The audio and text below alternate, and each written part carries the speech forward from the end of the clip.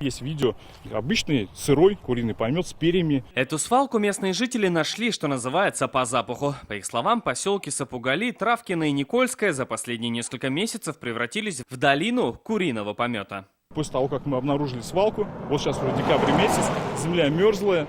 Получается, вместо того, чтобы свалку устранить, увезти, они просто взяли и растолкали этот помет по полям. Сейчас вот уже который день опять стоит ужасный запах. Мы нашли одно из мест, куда свозили куриный помет. Видно, что кучи здесь уже раскиданы. Правда, от едкого запаха это никак не спасает. Думаю, если бы камера передавала его, то вам сейчас пришлось бы выключить телевизор.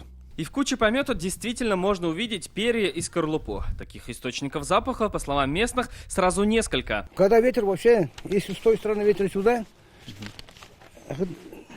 подземный залезай. Уже давно известно, кто это сюда привозит, складирует. Это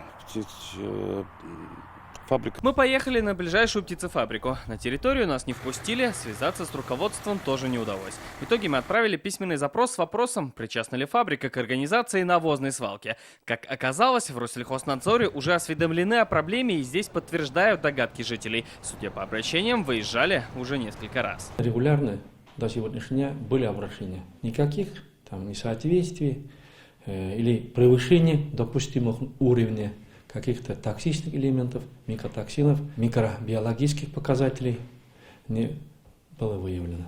И, как нам сообщили в ведомстве, такой способ избавления от помета законен. При этом, по данным Россельхознадзора, птицефабрика сейчас планирует вывозить отходы в другие районы с большими сельхозугодиями. Салават Ухмадуллин, Александр Лобанов, ТНВ, Казань, Лаишевский район.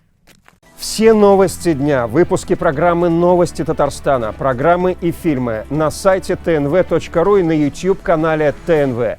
Подписывайтесь.